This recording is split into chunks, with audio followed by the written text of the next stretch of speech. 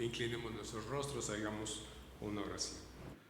Padre Celestial, cuántas gracias te damos por la hermosa bendición que nos das de llegar a tu casa de oración.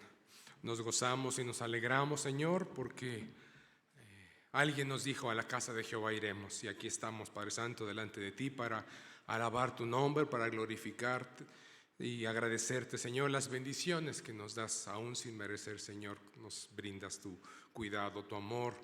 Te damos gracias porque podemos estar juntos aquí en tu casa. Queremos, Padre amado, en este momento que nos disponemos a abrir tu palabra, que sea tu Espíritu Santo quien nos guíe en la exposición de la misma. Padre amado, que sea tu Espíritu Santo quien nos convenza, quien nos hable, nos confronte y nos edifique, Padre amado, en tu palabra. Tu palabra es verdad, santifícanos en tu verdad. Gracias te damos, Padre amado. Amén. Pueden tomar sus lugares, hermanos.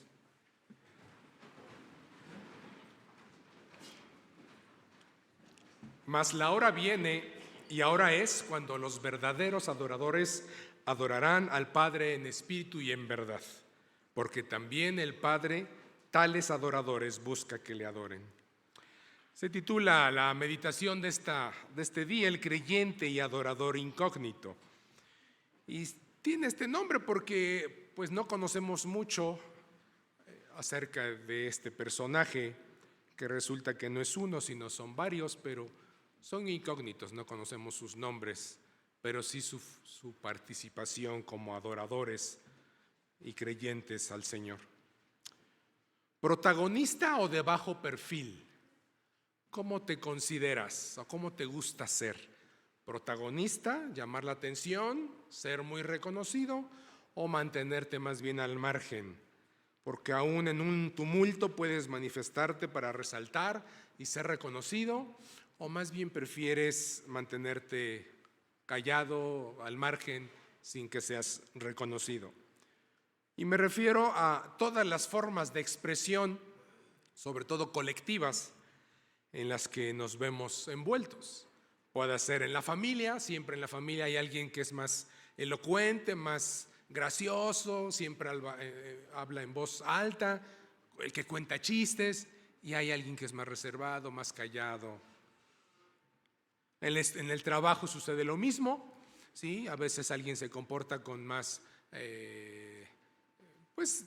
platicando, metiéndose en todos los escritorios, en todas las áreas, y hay quien nada más está en su lugar, callado, haciendo su función. Y en las escuelas, entre los vecinos, en la misma iglesia, también habemos personas de toda índole. Por ejemplo, ustedes saben, la señora que hace el aseo en nuestro templo, ¿la conocen? ¿Cómo se llama? Creo que más gente de este culto se lo supieron que voy a pedirle que se ponga de pie. Ella es la señora Gloria. Ella es la señora Gloria. Silenciosamente hace su labor. Puede tomarse el lugar. Silenciosamente hace su labor, y su participación es exageradamente importante y exageradamente desapercibida. No lo consideramos. Pero ahí está, haciendo su función, calladamente. No necesita ser reconocida, pero ahí está la señora Gloria, ayudando y sirviendo en la obra del Señor, aquí en su templo. Tiene que ver mucho con el carácter de cada quien. ¿Sí? Tiene que ver mucho con el carácter de cada quien, porque si nos enfocamos en las formas en que expresamos nuestra adoración y nuestra alabanza a Dios, primeramente se nos demanda que sea verdadera. Se nos demanda ser veraces en nuestra adoración, porque de tales, Señor, el Señor que acabamos de leer, tales adoradores busca que le adoren, verdaderos adoradores.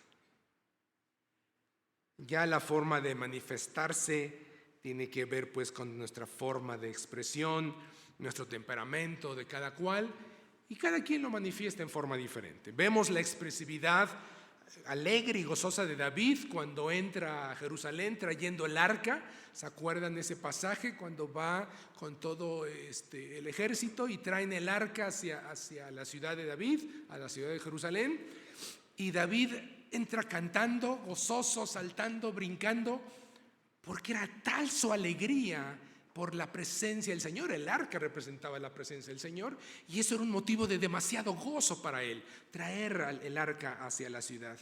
Y me acuerdo de aquel corito, no sé si algunos llegaron a cantarlo, es un corito como de cierto corte pentecostal, pero muchos quizá lo cantamos hace muchos años. Si el Espíritu del Señor se mueve en mí, yo danzo como David. ¿Llegaron a cantarlo alguna vez, hermanos? Yo canto. Entonces, sí es motivo de mucho gozo. David era así. Sí, tengamos bien, siempre cantaba o brincaba por ser su forma de expresión.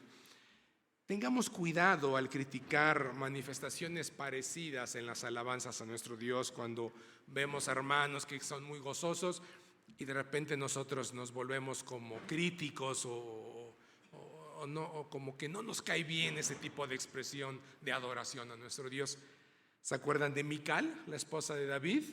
Lo estaba viendo desde su ventana en el palacio y le reclama: David, lo estoy parafraseando, David, no es posible, tú eres el rey y mira estas formas de haces, qué locuras estás comportándote así, qué desfiguros estás haciendo. Si supone que tú eres el rey, debes de comportarte. Muchos bautistas a veces tendemos a ser así, hermanos, tristemente. Nos dicen bautristes otras denominaciones. Cambiemos esto, es un buen motivo. Y el otro extremo quizá de los adoradores lo vemos en aquellos adoradores y creyentes no tan expresivos, pero igualmente agradecidos y además grandes servidores tras bambalinas, así calladamente, pero grandes servidores, sin notarse su labor, sin notarse su presencia, pero sin notarse su labor, su participación, que es importante. Y quizá muchos personajes bíblicos fueron así, no fueron notorios, no sabemos sus nombres, no fueron reconocidos en la historia bíblica, pero su participación dejó huella importante en el establecimiento del reino de Dios y en el ministerio de nuestro Señor Jesucristo. Y de un personaje así vamos a hablar el día de hoy, ¿sí?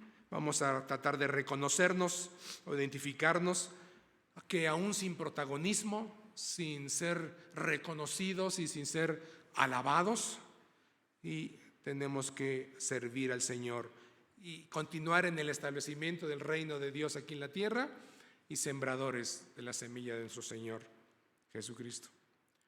La entrada triunfal a Jerusalén es un hito en el ministerio de Jesús, y aunque le llamamos la entrada triunfal porque así nos la hemos descrito y siempre la reconocemos, era un hecho que era una entrada de nuestro Señor a la ciudad de Jerusalén, pero con la vista puesta hacia el Calvario, hacia la cruz y hacia la resurrección en la cual está afianzada nuestra fe. Sigue manifestándose en esta entrada la figura de Rey y Señor. Jesús es Rey y Señor, y sigue afirmando su deseo de que su reino se establezca y quiere dejar seguidores y verdaderos adoradores para que continuemos la labor de seguir estableciendo el reino de Dios aquí en la tierra. Versículos atrás, en este mismo pasaje de Lucas 19, capítulo 19, vemos a Zaqueo, un hombre perdido y que estaba aparentemente sin la gracia y sin la misericordia y la bondad de Jesús, pero que en Jesús se encuentra misericordia y bondad. Rescata a este hombre porque también era un hijo de Abraham, dice Jesús. Y seguramente la influencia, la presencia y ese encuentro de Jesús con Zaqueo transformó su vida y seguramente se convirtió en un adorador y un servidor fiel hacia el Señor. Después, más adelante, el pasaje habla acerca de la historia de un noble que deja su dinero para administradores que lo cuiden y lo multipliquen.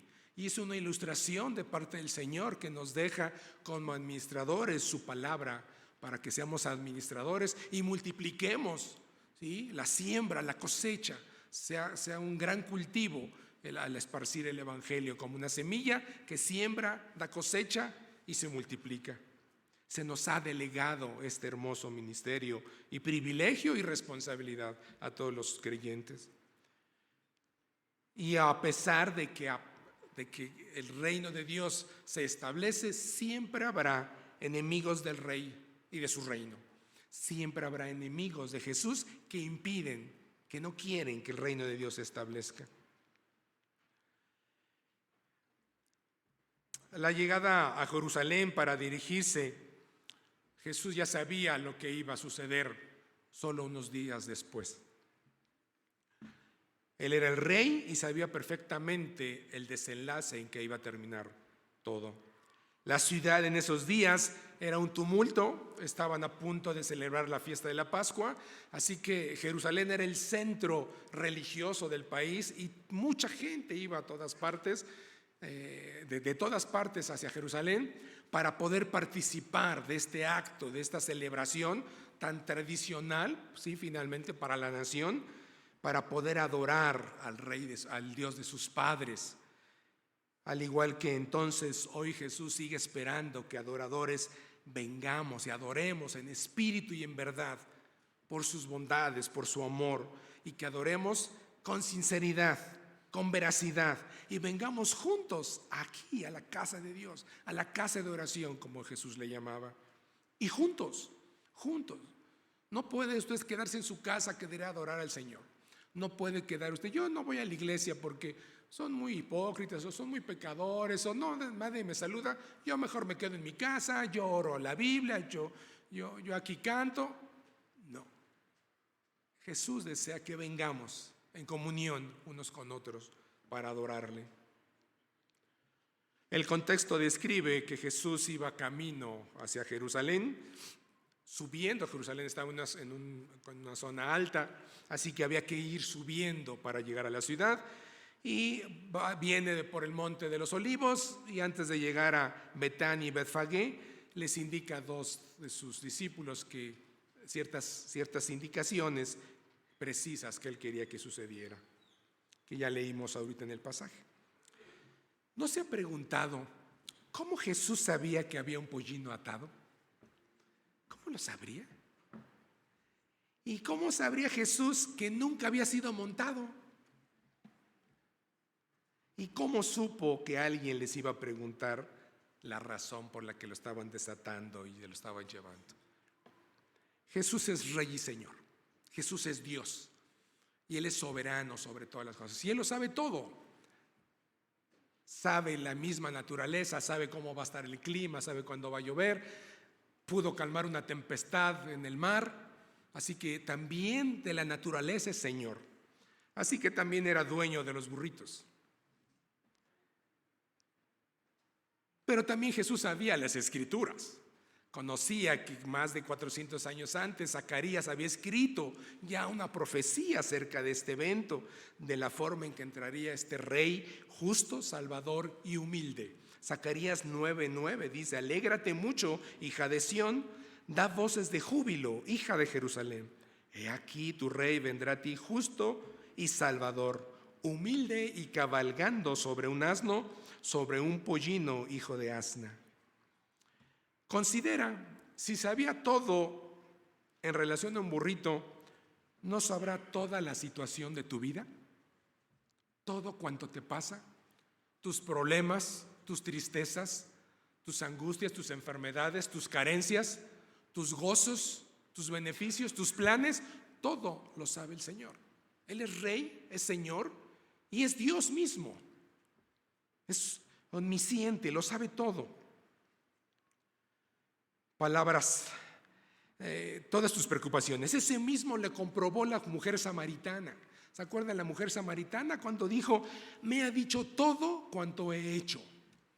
No sabía nada aparentemente Jesús de la mujer, pero se identificó y vio y dijo a la mujer: supo todo de mí, yo nunca le dije nada y sabía todo de mí.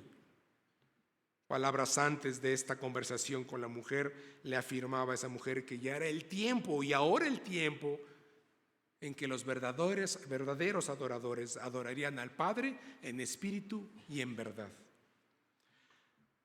Vamos a ver en este pasaje 3 tipos de adoradores que podremos identificar: los adoradores expresivos, los adoradores incógnitos y los enemigos de la adoración.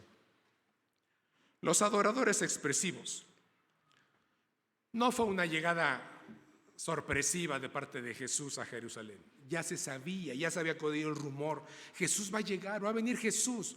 Entonces, aparte de la razón de ir a la ciudad para celebrar la Pascua, pues también muchísima gente iba por el morbo de conocer a Jesús. Ya se sabía de sus milagros, su fama era grande, de sus milagros, de su poder al predicar, de su amor y compasión por las gentes desprotegidas, por los pecadores, por los niños. También vemos estos niños que cantaron, y es una hermosa bendición saber que el Señor tiene cuidado y bendición sobre ellos. Es especial Jesús sobre los niños. Así que, ¿cómo no reconocerlo? ¿Cómo no saber quién era Jesús? Era famoso, era importante, y había que conocerlo, había que verlo.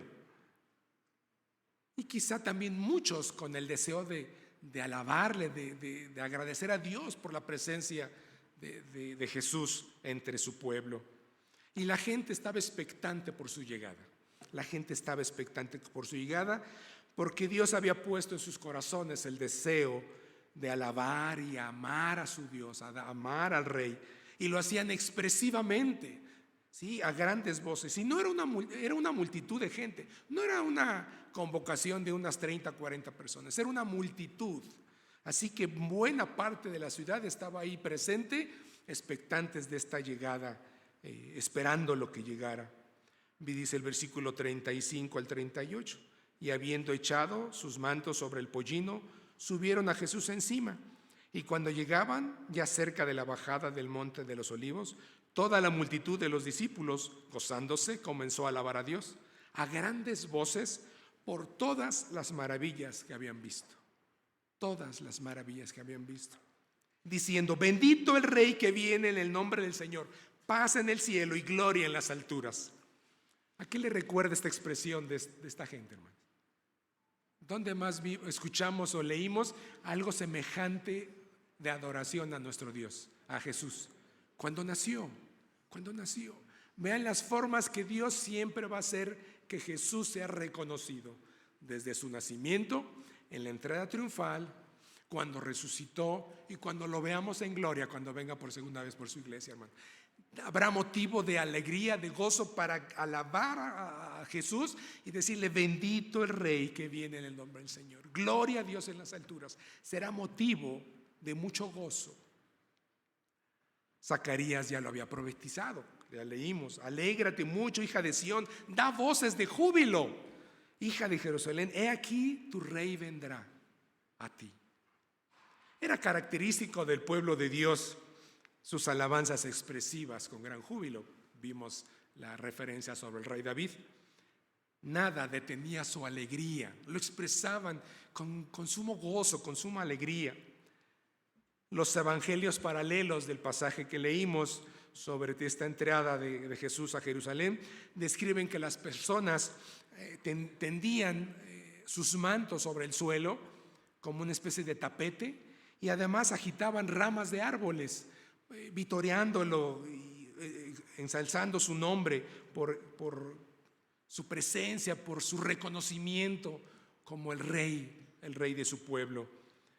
Ahora tristemente la gente le pone alfombra roja a unos miserables actores llenos de soberbia y vanidad. Y van en tumulto a auditorios a escuchar a cantantes o cantantuchos que ni se entiende su voz al hablar. Y la gente paga por ir a ver a esas personas. ¿Cómo es tu alegría cuando vienes a la casa del Señor? ¿Cómo es tu gozo? ¿Cómo lo expresas cuando quieres alabar al Señor? ¿Provoca júbilo? ¿Provoca alegría alabar al Señor? Decía el salmista: yo me alegré con los que me decían, a la casa de Jehová iremos. ¿Expresamos ese gozo al venir a la casa del Señor? ¿Adoras con un corazón sincero cuando vienes a tu encuentro en la iglesia, aquí en la iglesia, y le cantas con gozo? Vine a alabar a Dios. Qué hermoso que podemos cantarle al Señor, qué hermosa bendición. Que nadie apague tu gozo, que nada, ningún problema, ninguna tristeza, ninguna de tu situación familiar debe apagar tu gozo de adorarle al Señor. Canta a gran voz. No olvidemos recordar que muchas de estas personas que vitorearon al Señor, que agitaron ramas, que gritaban y alababan a Dios, muchas de esas personas días más tarde también gritaron: crucifícalo, crucifícalo. Estas mismas personas. Cuida mucho que tu alabanza expresiva sea verdadera. El Señor busca verdaderos adoradores. Los adoradores incógnitos. Jesús no era un adivino en relación a la presencia del burrito. Ya lo había profetizado y además, pues, Él es Dios. Pero fijémonos en unos personajes que están ahí escondidos en el pasaje. Tenemos que como escarbar para descubrirlos, pero que están presentes y dispuestos a adorar al Rey. Versículos 30 y 34. Envió a Dios diciendo: id a la aldea de enfrente, y al entrar en ella hallaréis un pollino atado en el cual ningún hombre ha montado jamás. Desatadlo y traedlo. Y si alguien os preguntare: ¿por qué lo desatáis?, le responderéis así: porque el Señor lo necesita. Fueron los que habían sido enviados y hallaron como les dijo. Y cuando desataban al pollino, sus dueños les dijeron: ¿por qué desatáis al pollino? Ellos dijeron: porque el Señor lo necesita. Fíjense que conocemos más del burrito que de los dueños. Se refiere más desde la profecía, se habla del burrito. El pasaje hace referencia a que eran por lo menos más de uno los dueños del burrito, porque dice: sí, sus dueños. Así que por lo menos eran dos o más. Quizá una pareja que eran dueños del burrito, o quizá los hijos de un anciano que también tenían el cuidado del burrito. No sabemos. Pero el pasaje da a entender que no se negaron que se llevaran al pollino. No se negaron. Bastó escuchar decir: porque el Señor lo necesita. Eso fue suficiente, porque el Señor lo necesita. Sabían que era el Señor. Si Jesús lo quiere, llévenselo, no hay problema. Sabían que sería útil su préstamo. Podemos considerar que era como una ofrenda al Señor. Como una ofrenda al Señor. No sabemos nada de estos dueños. Se han perdido en la historia bíblica. ¿Quiénes fueron? ¿Qué más hicieron? No lo sabemos. Pero su disposición de servir, adorar, dejando ir al animal, fue suficiente razón para que los podamos considerar como grandes servidores y adoradores al Señor, ahí en la incógnita, sin saber quiénes eran. Solo porque el Señor lo necesita, se convierte en un ejemplo de humildad, amor y adoración en una forma reservada, sin protagonismo, sin esperar reconocimiento. Me hace recordar la enseñanza de Jesús sobre la oración. Cuando ores, no lo hagas como los hipócritas, en voz alta para que todos te escuchen, para que vean tus bellas palabras en una oración. Mejor ahí en tu aposento, en la intimidad secreta, para que seas reconocido públicamente. De la misma forma deberíamos adorar a nuestro Rey Jesús, en humildad, dispuestos a ofrecer todo cuanto tenemos, todo, solo por el hecho de saber que el Señor lo necesita. El Señor te necesita a ti. ¿Qué necesita el Señor de mí? Si es el Rey y es el Señor y es Dios, ¿qué puede necesitar de mí? Necesita corazones sinceros, necesita vidas entregadas, dispuestas, necesita verdaderos adoradores, y ahora es el tiempo que el Señor necesita de verdaderos adoradores. Adoradores en espíritu y en verdad, dispuestos a entregar todo cuanto tenemos, todo, mis dones, mis talentos, mi vida, mi profesión, mi dinero, todo es del Señor. Solo por saber que el Señor me necesita. Evidentemente no somos indispensables. Nadie es indispensable. Conmigo sin mí, contigo sin ti, el Señor va a hacer su obra. Él establece su reino y no nos necesita en especial. Simplemente nos pide que nos agreguemos como colaboradores de su obra, de su establecimiento del reino aquí en la tierra. Y si tú no lo haces, dice el versículo 40, si tú te callas, las piedras clamarán. ¿No quieres participar? ¿No quieres ir? ¿No quieres adorar? No lo hagas. Las piedras clamarán. Pero lindo será cuando puedas ofrecerle como una ofrenda de adoración y agradecimiento y entregues todo cuanto eres y todo cuanto tienes al Señor. Los enemigos de la adoración. ¿Será posible que con tanta expresividad de gozo y de alegría y de adoración y de agradecimiento, ya sea expresivamente o ya sea calladamente, será posible que haya enemigos de la adoración al Señor? Siempre hay cizaña que está queriendo impedir que la gente adore al Señor, que la gente sirva al Señor, que la gente ame al Señor, que la gente le crea al Señor. Siempre habrá enemigos de esto. Satanás quería que Jesús le adorara. ¿Se acuerdan de ese pasaje en la tentación? Yo te daré todos los reinos y postrado me adorarás. Así que lo que quiere Satanás es que no adoremos al Señor. Podemos decir, qué ingenuo Satanás. Cristo de todo es Señor. Cristo es de todo Señor. Versículos 39-40. Entonces algunos de los fariseos de entre la multitud le dijeron: Maestro, reprende a tus discípulos, como diciendo, haz que se callen y dejen de alabarte. Él respondiendo les dijo: os digo que si estos callaran, las piedras clamarían.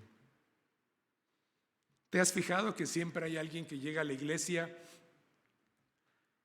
sin la intención de adorar al Señor, ni de alabar, ni de orar? Y no lee la Biblia y es más, ni la trae. No ora, no canta. No vayas a comportarte como esos asesinos de la gracia, como los describe Charles Swindoll en su libro.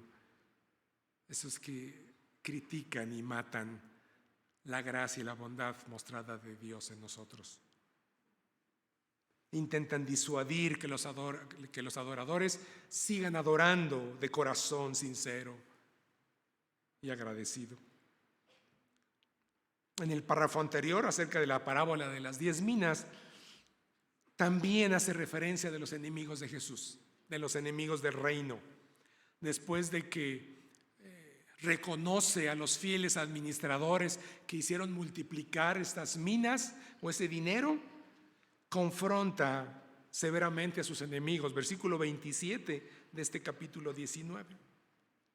Y también a aquellos mis enemigos que no querían que yo reinase sobre ellos, traedlos acá y decapitadlos delante de mí. Tremenda acción del Señor. Tremenda va a ser el desenlace de los enemigos del reino. ¿Eres un verdadero adorador del Señor? ¿Eres tú un verdadero adorador? Debemos adorar en espíritu y en verdad.